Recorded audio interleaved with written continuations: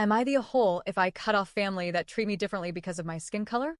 For starters, they all deny doing this. Every single Time. I'm 35F, and my birthday was just a few weeks ago. Like clockwork, my stepdad, 66M, didn't say a word to me. No happy birthday, no quick text, no acknowledgement in passing. It's not new, it's a pattern I've learned to expect. A few years ago, we were all on vacation in Hawaii, and the trip overlapped with my birthday.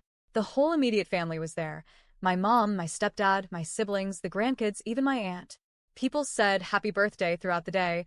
We went out for a nice dinner, and it was actually a pleasant day, except for the fact that my stepdad sat there through the entire celebration like it wasn't happening. He ate the food, he joined the conversation, but didn't once acknowledge that I was another year older. My stepsister, 39F, and her husband didn't even bother to show up to that dinner, though they did send their kids, but at least they had the decency to send a happy birthday message. My stepdad? Nothing. Yesterday, my mom, 55F, casually asked me, "Did your stepdad wish you a happy birthday?" I just said no. Her response?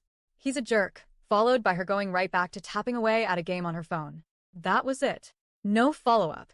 No conversation. I finally said, this isn't the first year he's ignored my birthday.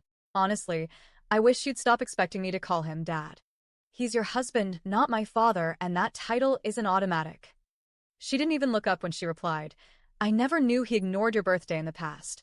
That's the line I've been hearing for years. I never knew about that. Anytime I bring up something, whether it's my own experience or something a cousin or aunt has noticed, she brushes it off with that phrase. And maybe she thinks that makes her sound neutral, but to me it's just another way of saying she doesn't care enough to notice. Here's the part that really matters. I'm mixed race. Half black, half white. My mom, stepdad, siblings, and the rest of the family I actually grew up with, all white. I've barely met my black side of the family, maybe a handful of times in my entire life. So my entire frame of reference for family has been my white relatives in Indiana. Skin color has never been a big deal to me personally, but it has always been a big deal to them. Not in the overt, hood and torch kind of way, but in the way that seeps into jokes, observations, and selective treatment. And if you ask them about it, they'd swear up and down they aren't racist. I'll never forget the first time my aunt came to visit me in Chicago. I live in a predominantly Jewish neighborhood, and the very first words out of her mouth were, "Oh, look at all of the white people walking around. This is a safe neighborhood." She said it like it was a compliment. There have been smaller moments, too, ones that don't feel small when you stack them up.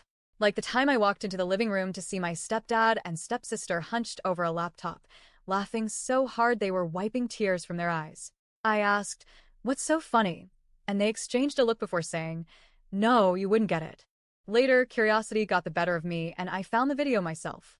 It was a clip of a little kid with a speech impediment, and the adults in the video were goading her into repeating what sounded like the N-word over and over. My stepdad and stepsister found it hysterical. My mom married my stepdad when I was 15, but they had already been together before that, secretly, because she was still married to my dad. She ended up pregnant with my youngest sister, now 21F, and since she couldn't afford another child on her own, she wrote my stepdad a letter basically demanding they get married and that we move into his house. We did when I was 13. That house never felt like home. My stepdad yelled about everything, and I don't mean from talking to his. I mean full-on screaming over dishes not being put away fast enough, floors not being swept exactly right, the trash not being taken out immediately. We told my mom we were scared of him, and she told us it was our fault. Even extended family members noticed his temper, but when they brought it up, he'd just say, "That's not yelling." And then there were the evenings I came home from marching band practice or sports practice to find him sitting in the living room, watching porn on the TV. That was the only way into the house from the street, so I had to pass him to get to my room. My sisters and I all became bedroom kids after moving there, the kind who retreat to their rooms the second they're home, only emerging when absolutely necessary. We stayed that way until we left for college. Despite all this, my sisters and I are expected to treat him like a father. Gifts for Christmas, Father's Day, his birthday. I've bought him and my mom Chicago Blackhawks tickets, White Sox packages, expensive gifts. In return, he wishes everyone else in the family a happy birthday, even my cousins and nieces, but never me. My mom's favorite defense against any accusation of racism is, "I can't be racist, I have a black ex-husband and a black daughter." But she's never once stood up for me when I've been on the receiving end of racist behavior, not from strangers, not from coworkers, and certainly not from our relatives. She just says, I never knew about that. And moves on. Even my white brother-in-law has gotten in on it. He once referred to me as Mammy to my nieces while I was babysitting them. I remember standing there, frozen, wondering if anyone else was going to say something. No one did. I'm exhausted. Exhausted from being treated differently. Exhausted from the gaslighting when I bring it up.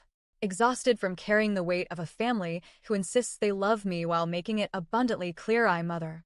I want better. I want relationships where I don't have to brace myself for the next cutting comment or casual dismissal. But every time I think about stepping back, I hear the same tired line from other people. You only get one family.